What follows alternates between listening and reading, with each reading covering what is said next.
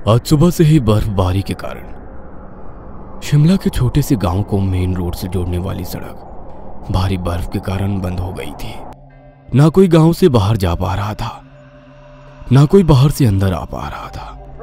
रात के तकरीबन 10 बजे एक बड़े से हवेली नुमा घर के दरवाजे पर दस्तक हुई। दरवाजा एक 22-23 साल का नौजवान खोलता है। जी कहिए, आपको किससे मिलना है? देखिए, मैं यहाँ एक प्रॉपर्टी देखने के लिए आया था। मेरा होटल शिमला के सिटी एरिया में है। आज सुबह से ही इतनी बर्फ़ पड़ रही है कि मैं वहाँ पहुँच ही नहीं पा रहा हूँ। क्या आज रात के लिए आप हमें अपने घर में जगह दे सकते हैं? घर के अंदर खड़ा लड़का सामने एक कपल को ठंड से कपकपाते देखकर अंदर आने को कहता है। जी आइए। Thank you so much for your help. मुझे तो लगा था कि मैं और मेरी पत्नी गाड़ी में बैठे बैठे ही जम जाएंगे। बाय द वे, मेरा नाम राकेश है और ये मेरी वाइफ नैना। हाय, मैं किशोर और ये मेरा दोस्त अनूप। आप दोनों यहाँ कब से रहते हो? अब दरअसल ये घर भी हमारा नहीं है। हम भी आज सुबह ही यहाँ अपनी शॉर्ट फिल्म की शूटिंग के लिए आए हैं और हमने भी कुछ दिनों के लिए यह बंगला रेंट पर लिया है। वे चारों बातें कर ही रहे होते हैं कि तभी अचानक लाइट कट जाती है। अरे ये क्या हुआ? लगता है तूफान के कारण बिजली चली गई है। अब क्या करें? करना क्या है, चलो सब लोग मिलकर घर में कोई मोमबत्ती या लालटेन ढूंढते हैं। अनूप की बात सुनकर वे चारों अपने अपने मोबाइल की फ्लैशलाइट ऑन करके घर में मोमबत्ती ढूंढने लगते हैं। मोमबत्ती ढूंढते ढूंढते राकेश एक स्टोर रूम में पहुंच जाता है, जहां उसे कुछ मोमबत्तियां एक चौकोर से पीली बोर्ड पर रखी हुई दिखाई देती है। अरे ये बोर्ड कैसा है और ये मोमबत्तियां इस बोर्ड पर ऐसा सजाकर क्यों रखी हुई है? राकेश को पता नहीं था कि ये बोर्ड कोई मामूली बोर्ड नहीं है। अगर इस बोर्ड पर रखी हुई मोमबत्तियां गलती से भी किसी ने जला दी तो इस घर में मौत का तांडव शुरू हो जाएगा। खतरे से अनजान राकेश उस बोर्ड और मोमबत्तियों को उठाकर बाहर हॉल में ले आता है और मोमबत्तियां जलाकर अनूप से कहता है।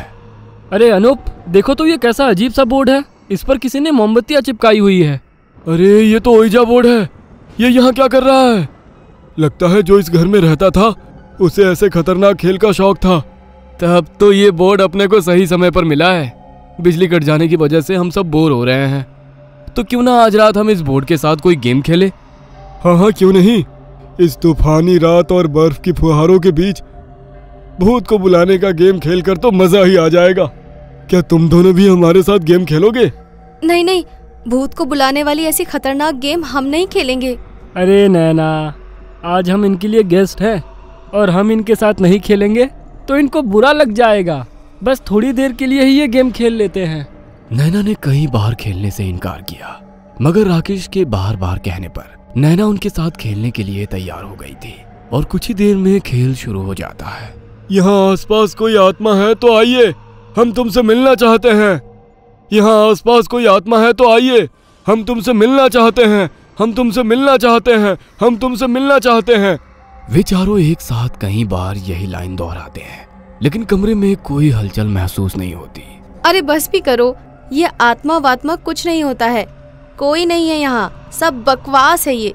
नैना के इतना कहते ही अचानक ही उनका ओइजा बोर्ड हवा में उछल गया और सीधा जमीन से जा टकराया। यह देखकर उन चारों के चेहरे की हवाइयां उड़ गई थी। अचानक बिजली चमकने और हवाओं के साए साए की आवाज पूरे माहौल को और भी ज्यादा खौफनाक बना रही थी। अचानक ही उनके कमरे की खिड़की भड़ाक की आवाज के साथ खुली और एक मोटी काली बिल्ली म्याऊं की भयंकर सी आवाज निकालती उनके ऊपर कूद पड़ी। उन चारों के मुंह से तेज चीख निकली और कमरे के सन्नाटे को भेदती हुई निकल गई। हमारे साथ ये क्या हो रहा है? खिड़की तो मैंने खुद बंद की थी, फिर अपने आप खुल कैसे गई? तभी अनूप ने अपने मोबाइल की रोशनी में नीचे गिरे हुए बोर्ड को देखा तो उसकी आंखें हैरानी से फैल गई। बोर्ड अपनी जगह से गायब था और वापस उन चारों के सामने टेबल पर रखा हुआ था। पास ही में जमीन पर खून से एक मैसेज लिखा हुआ था। खेल शुरू हुआ। लगता है कोई आत्मा हमारे आसपास है। मैं पूछता हूँ, कोई आत्मा हमारे पास है क्या? अगर तुम हमसे बात करना चाहते हो तो कोई सिग्नल दो। किशोर के इतना कहते ही अचानक नैना के खुले हुए बाल खींचकर कोई अदृश्य शक्ति उसे कुर्सी सहित दीवार पे दे मारती है। नैना के सर से खून बह रहा था और वो जमीन पर पड़ी करा रही थी। कौन है यहाँ? मैं पूछता हूँ, कौन है यहाँ? कौन हो तुम? किशोर के इतना पूछते ही कमरे में 2 पल के लिए सब कुछ शांत हो गया। उसके बाद कमरे की खिड़की जोर जोर हिलते हुए आवाज करने लगी। किशोर ने डरते हुए बोर्ड देखा तो बोर्ड पर अपने आप लिखावट हो रही थी। मैं एक बुरी आत्मा हूँ, क्या किया जाए दोस्तों? आत्मा के साथ गेम खेला जाए? नहीं, हम ये गेम क्विट करते हैं। ये खतरनाक खेल हमें नहीं खेलना चाहिए। उस आत्मा को कह दो कि वो वापस चली जाए। आत्मा, वी आर रियली सॉरी, हम ये गेम नहीं खेलना चाहते। इतना कहते ही अचानक किशोर के हाव भाव बदलने लगे। अपनी कुर्सी पर बैठे हुए ही उसके हाथ और पांव कड़कड़ की आवाज के साथ ऐंठने लगे और धीरे धीरे उल्टी दिशा में घूम गए। किशोर का चेहरा सफेद पड़ने लगा था और एक के बाद एक गहरे जख्म उसके चेहरे पर दिखाई देने लगे थे। डरावनी आवाज में किशोर ने गरजते हुए कहा, खेल तो अभी शुरू हुआ है, अब कोई यहाँ से नहीं जा सकता, ना तुम और ना ही मैं। यह देख नैना बहुत घबरा गई। उसने राकेश का हाथ कसकर पकड़ लिया और सिसकने लगी। ये सब क्या हो रहा है? किसकी आत्मा है ये? हमसे क्या चाहती है? अंधेरे कमरे में तीनों घबराए हुए थे। तभी अचानक उन्होंने कुछ देखा जिसे देखकर उनकी सांसें गले में अटक गई। किशोर उल्टे पांव जानवर की तरह दीवारों पर चढ़ रहा था और तीनों की तरफ भयानक अंदाज में गर्दन हिलाते हुए हंसने लगा। उसके बाद वो खिड़की से सीधा पहाड़ के नीचे कूद गया। ये देखकर नैना राकेश वहां से निकलने के लिए दरवाजे की तरफ भागने लगते हैं, लेकिन सभी दरवाजे और खिड़कियां बाहर से बंद थे। मुझे बहुत डर लग रहा है, मुझे जल्दी से यहाँ से निकालो, मुझे जल्दी से यहाँ से निकालो। तभी राकेश भयानक अंदाज में बोला, इस गेम का नियम है, तुम इसे बीच में छोड़कर नहीं जा सकते। तुमने नियम तोड़ा है, अब तुम सब मरोगे, तुम सब मरोगे। राकेश, ये तुम्हें क्या हो गया राकेश? नैना, लगता है राकेश के शरीर पर भूत ने कब्जा कर लिया है। तभी राकेश जोर से चीखता है और उसके खुले हुए मुंह से अचानक ही हजारों कीड़े निकलने लगते हैं। अनूप, मेरे राकेश को ये क्या हो गया है? नैना, ये तुम्हारा राकेश नहीं, मौत है, मौत। इससे बचने के लिए हमें भागना होगा। भागो नैना, भागो, भागो यहाँ से। चाहे कुछ भी हो जाए, मैं राकेश को लिए बिना नहीं जाऊंगी। पागल मत बनो नैना, अब ये तुम्हारा राकेश नहीं है। जान बचानी है तो भागो यहाँ से। अनूप के लाख समझाने पर भी नैना नहीं समझी और राकेश के पास पहुंचकर अपनी मौत को दावत दे दी। राकेश, तुम्हें कुछ नहीं होगा, मैं हूं ना तुम्हारे साथ, चलो मेरे साथ। राकेश ने नैना के बाल पकड़कर उसे छत की ओर उछाल दिया।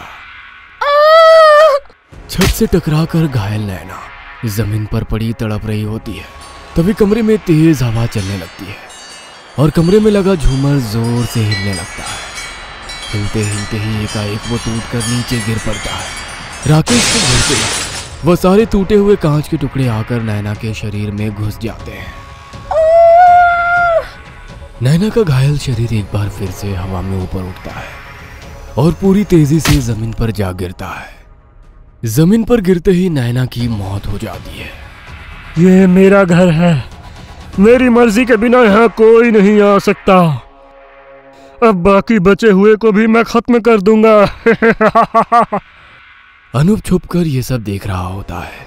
तभी अचानक राकेश नॉर्मल हो जाता है।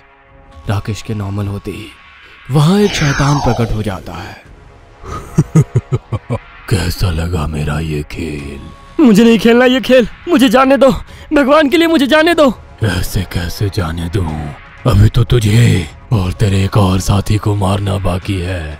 जैसे ही राकेश जान बचाने के लिए भागता है, शैतान उसे पटक पटक कर मार देता है। अनूप दूसरे कमरे में छिपकर ये सब देख रहा होता है। तभी अचानक उसे अपने पीछे किसी के होने का एहसास होता है और वो मुड़कर पीछे देखता है तो वहां शैतान खड़ा होता है। मुझसे गलती हो गई, मुझे जाने दो, मुझे जाने दो प्लीज। ऐसे कैसे जाने दो? खेल अभी बाकी है। तुझे खेल खेलने का बहुत शौक है ना, तो चल एक आखिरी खेल खेल लेते हैं।